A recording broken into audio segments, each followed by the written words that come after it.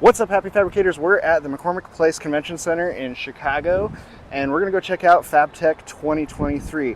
Now, there's gonna be a lot of things in here that aren't necessarily the DIY budget-friendly things that I normally hit, but I think it's important just to see what's up and coming, the technology that's coming out, and just to kind of get an idea for what the future holds and just what our resources are going to be in the future. So let's go check it out. Hey fabricators, this is me from the future. I just want to give you guys a quick heads up that I was trying out a new microphone system on this trip and it did not work as well as I would have liked it. So bear with me, there's quite a bit of spots that the audio is not that great, but there was some really cool technologies that I just wanted to be able to share with you guys that were at the show this year. So enjoy.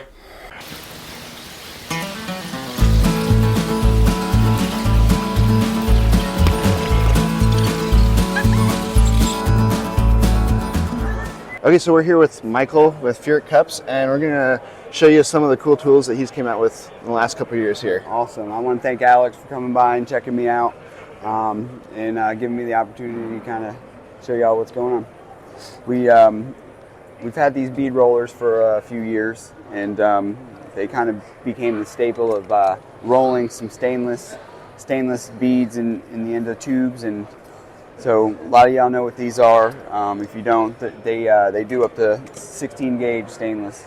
So they'll roll 3/4 inch diameter up until whatever you could fit in it. Cool. This is a newer thing you came out with, right? Yeah, this is fairly new. It's the mandrel bend markout system. Basically, it'll find angles. So you can store all your dies and everything in there? Store all your cards, all your diameters, whatever you're going to be working on. Grab your diameter, set your dial. This deal kind of goes back and forth, and the arrow will tell you where to place this thing. You've got everything scribed out on there so that you can just hit your diameter mark and pretty much. Or that's your center line, actually. That's your center line radius. This is going to be your diameter, your dial. So in this case, we're doing 3. Lay this in there. Basically, the swinger locates the tube. It swings through the radius. We got gloves. People love our gloves. Very affordable. Great feeling with the TIG. We got goat skin. We got cow skin. All Kevlar stitched. High quality. Low cost. The newest thing here I really liking is your torch holder. I feel like that's kind of the next best thing to Hourglass's one that he used to produce. Yeah, it's a little bit different. It's it kind of self closes, so the weight of the torch and the line basically wraps around your torch, and it encapsulates it so it can't move. So you trip on that line, it's just going to choke up on it it's even more. It's just going to choke on it even more. Correct. It's basically effortless. You just lay it in there and it does it itself. It's pretty slick. We got cigar holders for all you guys that want to smoke. That's hilarious. It's me. That's me. The new purge stuff we got going on is pretty cool. You guys can see the tungsten displays in the background. The purge stuff, we got followers, and then you could also mount it and just blast the end of brackets. If you want to be, if you want to weld this side while you blast the other side, and not get the sugar or the oxygen contamination. And then so are these, so you can just kind of form them to what shape you want here? Or? Yeah. So basically, the skeleton that holds these on. You know, you could use one, you could use 2. So you can you could bend them, you could straighten them out. You can replace them. They're just aluminum welding rod. You can cut them yourself and then wrap your tube around it, and that's pretty trick. Make sure you got gas coverage. So it's basically whatever you can conform them to or whatever you want to use them for. And then the one last thing, I wanted to see your new non-breakable thing you got over here. It's basically a cover for the BBW. So if you had one of these in glass and you broke the glass, you can get a plastic cover. You just use the same insides, and you know, it's unbreakable. You don't want to walk it or like leave it on super hot surfaces, but yeah, it will fit. It's the same basic dimension as that, but it's Teflon, so you're not going to break it, and you can still get the benefits of having that old BBW insert. Perfect. Cool. So, well, thank you for your time. Thank you, bud.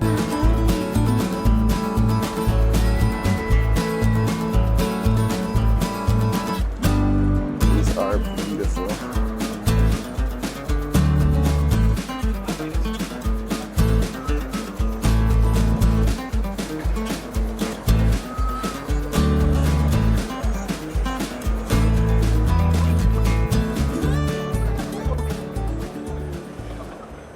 Yeah, this is induction heating. We're heating a non-magnetic stainless steel solid bar, inducing a strong magnetic field, eddy currents. Use this system for forging, hardening, annealing, brazing, bonding, shrink fitting, all kinds of applications. So you said this one's water cooled, so It's basically the element itself is cold to the touch. Yep. And you put your hand on, that's crazy. Yep. Yeah, just water going through it, and that's how we cool the coil, because if we didn't cool the coil, the Would burn current would itself go up. into the coil, and the coil would just fall apart, dissolve. And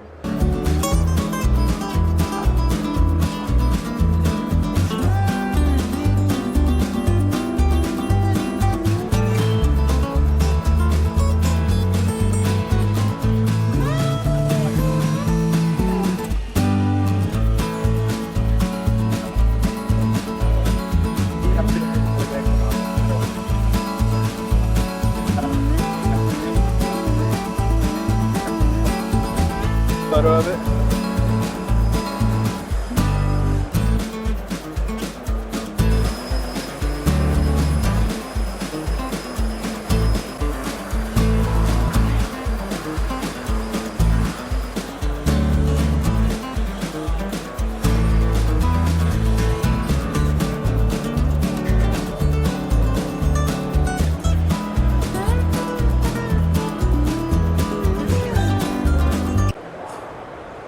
We're here with Matt with Rex Cut, and as you guys have seen, I've used a lot of Rex Cut's Illuminator. They were a great cotton fiber disc, and he's going to give you a quick demonstration on kind of the nitty-gritty of them and how they work.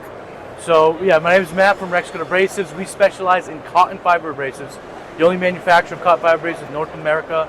As he said, he's used our Illuminator wheel, which is, in my humble opinion, the best wheel out there when grinding aluminum. I'm going to second that.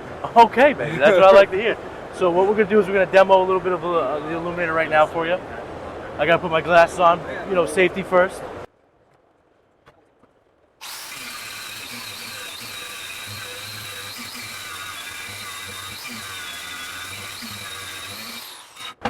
And I am by no means an expert grinder, but that's how good the wheel is. It'll work a little better. He's got a deep guard on there, so he had to have a pretty steep angle, but if you get that thing flattened out, it'll take out a lot of material really fast, and I've found it to be one of the best aluminum grinders. I did equate it to about a 36 grit probably on a flapper disc. Yeah, As that compares to a 36 grit Okay. for sure. That's a blend of a 3654. Okay. It's our proprietary thing that we make in Massachusetts, but yeah. And they will last so much longer. I mean, alternative to that is throwing some wax in your flapper disc, but then if you got to do some welding on it, you're contaminating that area, whereas this is not going to load up on you and not going to contaminate that area for your weld. Right. And if Alex was grinding, it would have looked a hell of a lot better than if I was grinding. I don't know if that.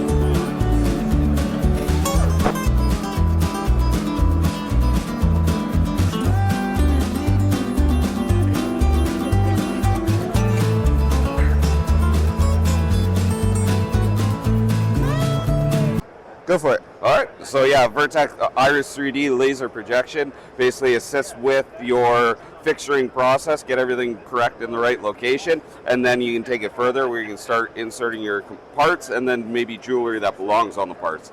So we work directly from a 3D model. It'll support pretty much every CAD format out there. And there's a couple ways of operation. The first one I'm going to show is where you can author a process. So if it's a repeat job, everybody follows the same process to complete the task. So basically there's a list of steps here. We're just going to start at Y shape, so, or we'll even go back one, pardon me. We'll go right at the beginning here. It's basically saying standoffs is the layer name. It starts projecting, tells me I need to place standoffs on the actual table, and it's basically, you could add in part numbers, different things like that as well. So it highlights the holes for these standoffs. We're just going to select them, place them in there. From there, we're going to say next, and now it starts projecting the components that need to be added. So it looks like it's offset, and the reason for that is because we're coming in from an angle, but it is all calculated in 3D height to where to place the location of your components. So from there, just start adding them in. Once you have them in, move on to your next step and start tacking away. So this thing is homing off of these receivers or targets? Yes. Here? Yes. So what that allows us to do is you can move your projector around to get a full 360 of the part, or if the table's not fastened down, I can move my table, in this case, instead of the projector. System will automatically realign itself and keep projecting. Oh, okay. So you can take the projector, move it on the opposite side if you're not getting the right side of it. Okay. Yep. And then it's going to rehome itself automatically. Exactly. So if you were doing a box and you had components on both sides, you'd work on this side, bring your projector around, it'll find the subset of these targets and continue projecting. Yeah. That's so cool. I just showed you a process where you follow a sequential step to project. You can actually work directly from a CAD model. So on the R&D side or a one-off job, I can go right into the CAD model and I can select the information I want to project. So if we wanted to project the location of this little angle clip here, I'm just going to highlight a couple surfaces on it. You'll see it's projecting down here. Doesn't make sense until you start bringing in your actual component and lining it up. Just say something like that. Very cool. Well, thank you for your time. No problems. Thank you.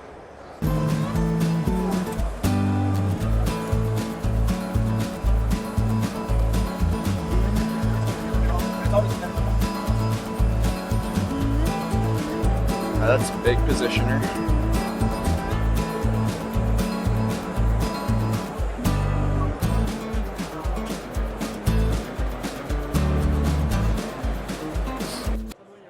Go for it. Yep.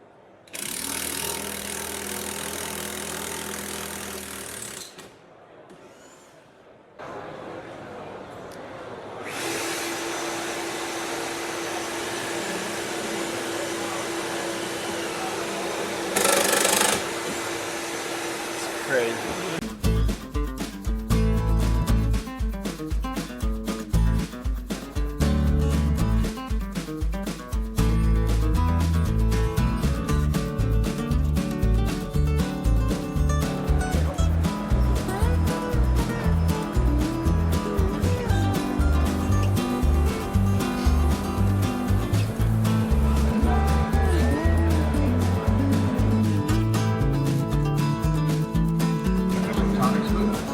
So today what we're operating is free laser training with one of our lasers.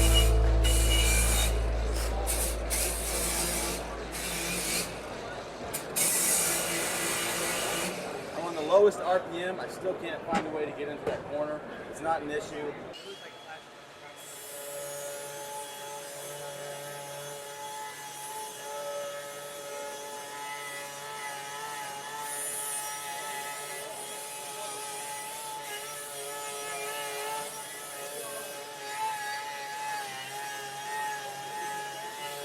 That's pretty cool.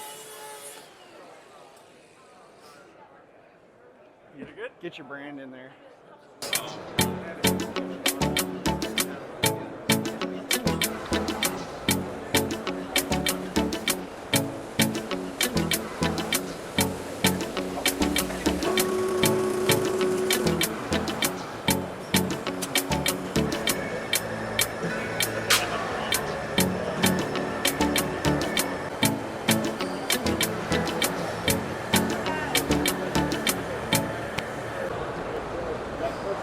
We're here with Rush Kane, also known as Kane Kid on Instagram, with OTC, and he's going to give us a rundown on their new plasma jet TIG process.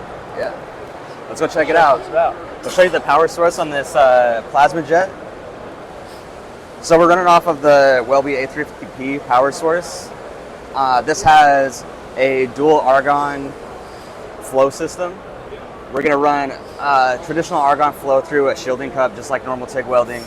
What really sets us apart is this secondary gas delivery system right here, running this second argon tank. This runs through this gas delivery system. We have a separate flow parameter here to adjust. It's not necessarily a high flow, but it's a high velocity argon flow that surrounds the tungsten electrode right here.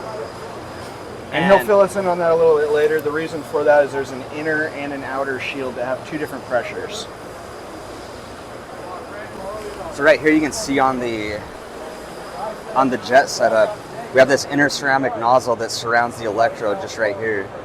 And that just compresses, has like a, this essentially compresses the arc and ionizes that argon flowing around the tungsten into a high intensity plasma column instead of a traditional arc. Usually on a traditional TIG arc, you'll have a wide fan cone, but your puddle's isolated still in the center of that big arc. And all of this energy surrounding that puddle is just lost in the process. This plasma jet nozzle helps constrict all of that and compress the arc into that linear, like a linear downforce. So this kind of digs a trench for you, and then you can fill it up with a filler. Eliminates a lot of the preheat applications, especially on heavy gauge aluminum, and it blasts straight through the oxide layer on stainless steel. Really intense and really cool process. You're able to run it at a lot lower amperage and consume a lot less filler materials to get the welds that you need. Yeah, yesterday we were playing with it. You were running less than 160 amps on 3/16 aluminum, which is crazy. Yeah, today I'm running up a little bit higher. Okay. Just put that filler rod in there a little faster. Yeah, we're still running small. You get more confident. You know, what's interesting is we're running 3/16 T6 6061, okay, and we're fuse tacking this together to start. Just running fuse welds to tack. Usually you get heat cracking immediately with that. This is delivering so much downforce energy that we're able to deeply fuse that edge of those plates to fit it up, and they hold without heat cracking, and then we can get right into the weld without preheat. It's almost like it takes 3/16 and converts it back to 16 gauge aluminum, and you weld it like you're welding 16 gauge. It's pretty crazy. That's crazy. Show us what it's about.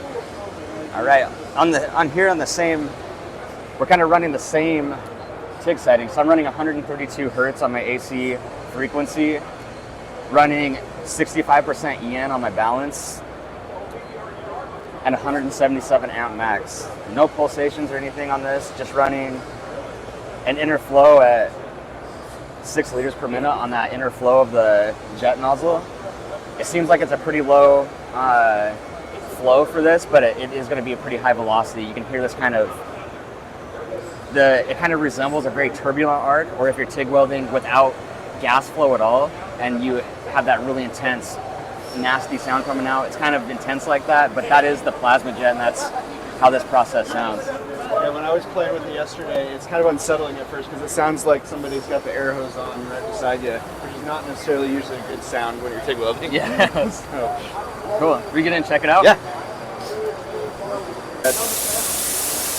So I got the 6061 T6 plates. There's 3/16, and I'm just gonna fuse tack these into a T-joint. Show you how this can just power through this without heat cracking these tack welds. It just absolutely blows me away every time.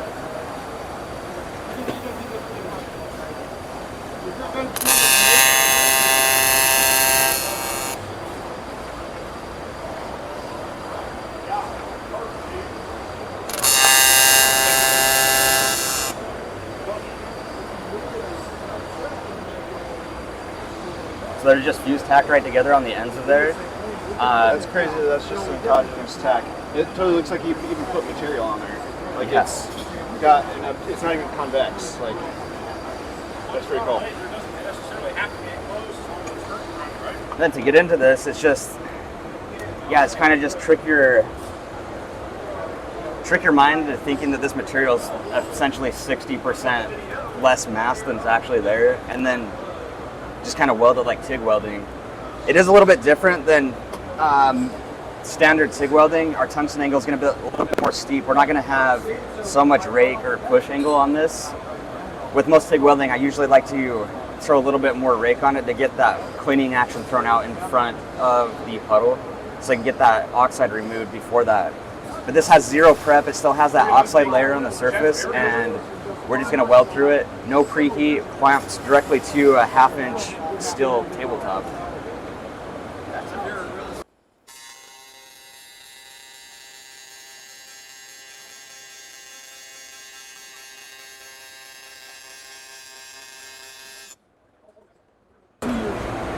So that's no preheat, no cleaning, and a full 1/8-inch fillet weld on 3/16 aluminum. You can see right here in the first part of that weld, right down here, you can see how that creates so much pressure where it cuts down past the root and kind of digs this trench out so you can fill it up as you go. You're not getting that crater like you do with your standard process as much either. Not as defined anyways. It's a really cool process. Even like jumping onto stainless steel. The other thing that was pretty crazy is like how much of the heat it just puts down to the root versus saturating the entirety of the part. Like, yeah, there's not a lot of heat reflected back as me as the operator, like into my hands. I don't really feel heat, but we are only welding at 177 amps max on 3/16 aluminum without preheat. it's a crazy small bead on 3/16. And still the part isn't overly hot. Like usually you wouldn't be able to grab this fast after welding something like that. You'd be roasting your gloves right away. Okay. So I just got a sharpened electrode in here. The interesting thing about this is from that inner nozzle, our electrode stick out is only between 2 and 3 millimeters. So a 3 millimeter extension is going to be on the high end. 2 to 1 is going to be more on that tight end. And the further out, if you extend this electrode out, it's going to be out of that inner high velocity flow that's ionizing that arc into a column. And it's going to fan it out into a typical TIG arc, but it's going to be more erratic due to that high velocity. So it's tucked back up in there, so all that energy just is really focused and just blasts out of that inner nozzle. Interesting. So we have stainless steel here. It hasn't been prepped. It still has this kind of goldish oxide layer on the surface, kind of some nasty edges, and a little bit of oil on these. It's almost got a scale on it. It's pretty heavy. It's pretty, I'd consider it nasty. This stuff is, I'm really serious about like really good prep material. So this is something that you don't usually find me doing something like this, but with this process, I really don't need to do anything else. So oxidized stainless, we're gonna throw this up, tack it up, and then just start running some beads.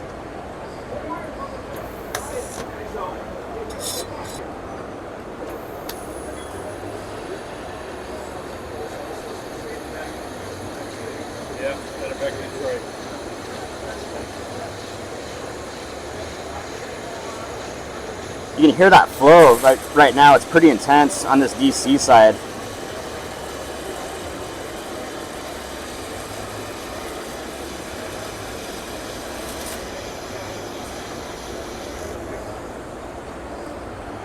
What's really interesting with this is like right along this front edge around those toes, you can see all that oxide heating up and kind of glowing infrared, and then it just peels out of the way and lets the weld go in just completely clean.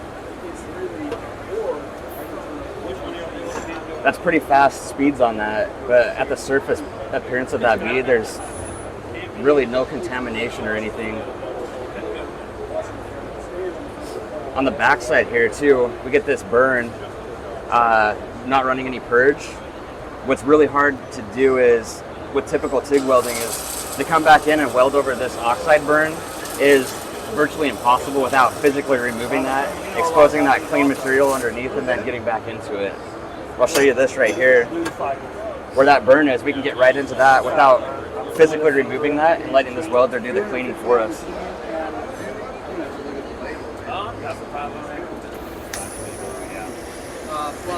We have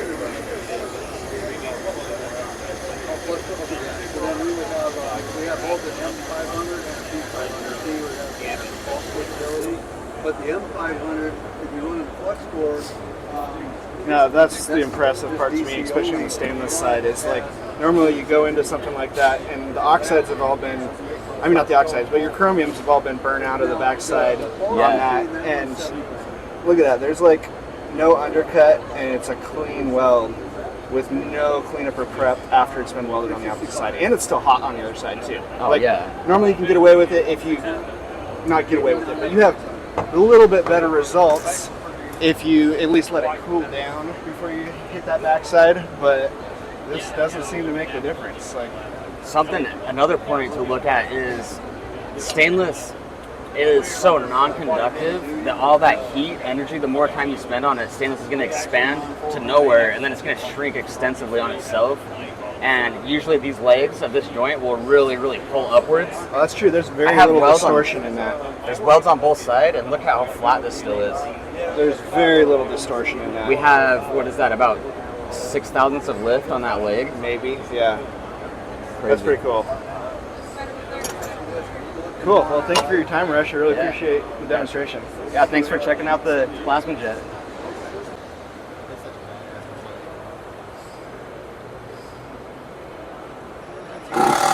How'd you get it slung out if you broke the 2-inch?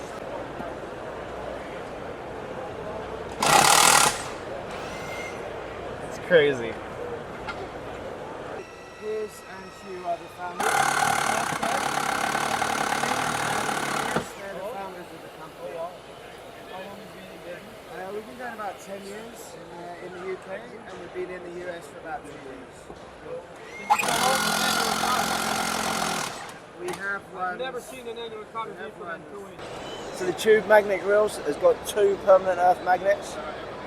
One will hold the drill so you can swing away, see what you're doing, but that will show you they're swiveling to any diameter of pipe, no maximum diameter, or even to a concave and a convex on the inside and the outside of the tube if needs be. So we're just swinging that back up, tighten that up, and then that's fixed on there pretty quickly. That's pretty trick. Cool.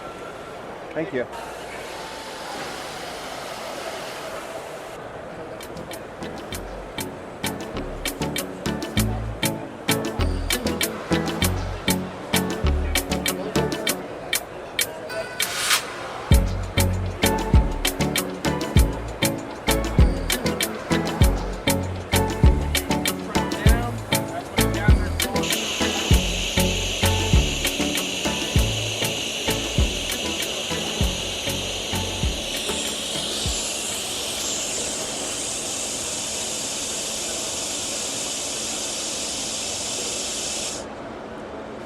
Pretty smooth running machine. I actually do like that clear cup though. I'm gonna have to admit to that. The helmet's pretty clear too. Well called. Huh. They were telling me their helmets are good. I didn't like it. I mean, I don't care for the headgear on it, but the lens is really clear. Yeah. Cool. Thank you. Now I can say I've welded green.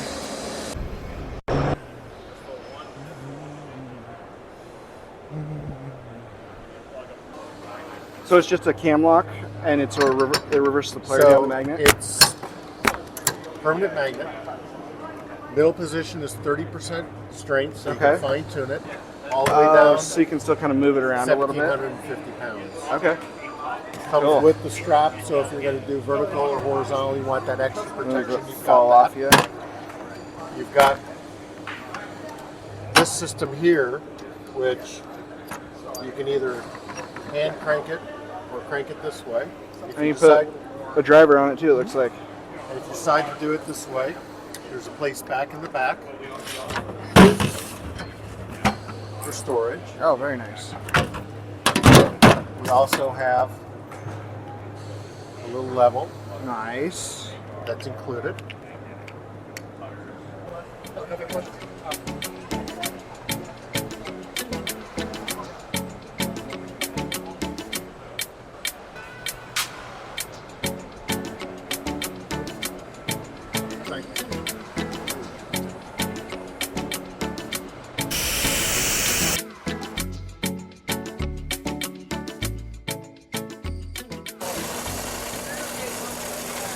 So what this is fume extraction right on the nozzle, sucking it through the gun.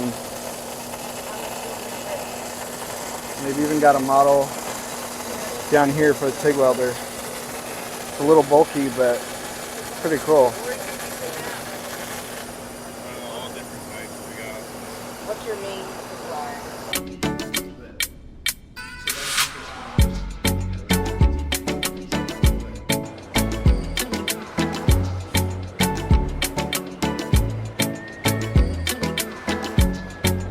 And I made it back to my hotel room, and that was a long week, but it was very cool and good to meet all the people and see all the new things. Thank you so much if you've made it this far in the video. I know it's a little different than the videos I put out, but it is an exciting trip for me to connect with brands and meet the people that I look up to and just learn and glean their wisdom. So hopefully you got something out of it. Once again, thanks for watching. If you want to see more fabrication content, click some of the links that are going to pop up here. If you want to be notified of upcoming videos, hit that subscribe button and ring the bell. It's free to do so. And go build something, guys. Check out this view.